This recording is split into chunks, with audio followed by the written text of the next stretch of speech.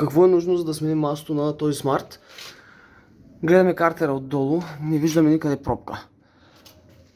Тези коли не се източват с пробка, както повечето автомобили, а е нужно да източим маслото през щеката с помпа.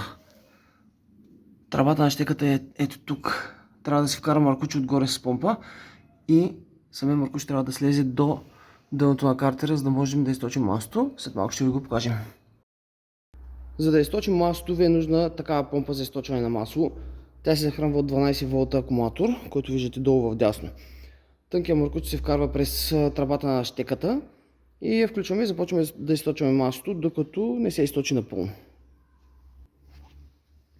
Вадим първо щеката, слагаме настрани, вземем тънкия маркуч, трябва да е долу-горе с такава дебелина, за да може да влезе през самата тръба.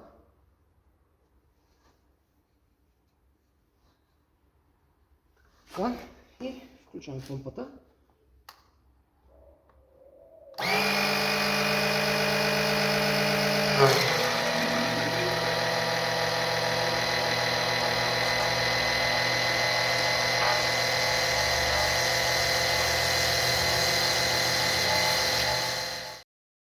След като източите маслото, следващото нещо, което трябва да се направи е да махнем масления филтър. Използваме 27 камък.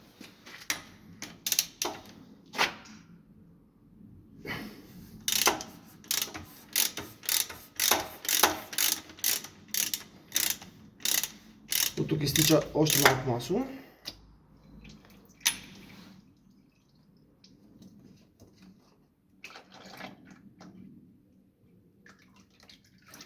Сменя се филтъра заедно с това уплътнение и се завива наново.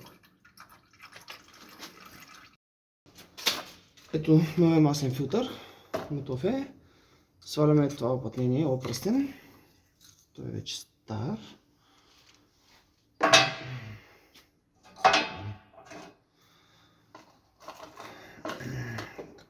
Така, слагаме новия.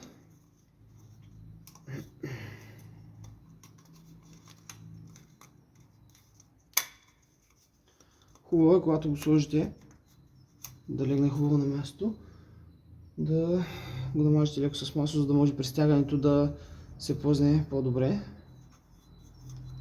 Така, и слагаме новия филтър. Докато штракне ето така.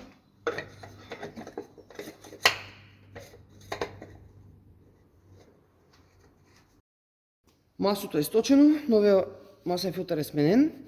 Време да налеем маслото. Този двигател събира към 3,25 литра.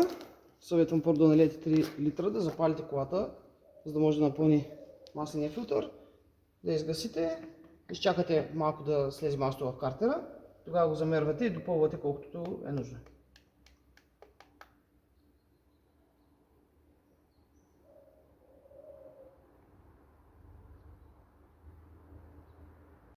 Сменихме маслото, вече е време да занулим и сервизния интервал. Това става не с диагностика, с следната процедура. Даваме на контакт. Натискаме два пъти бутона за зануляване, за да излезе сервизния интервал.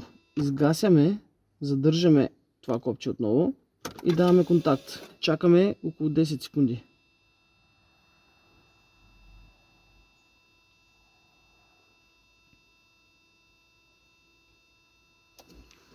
И получаваме 10 000 км, който е интервал за смяна на масло.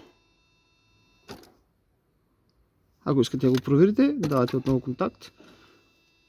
Натискате два пъти бутона и излиза 10 000 км. От тук нататък автомобилът започва да си смята полека с времето колко километра остава до смяна на масло.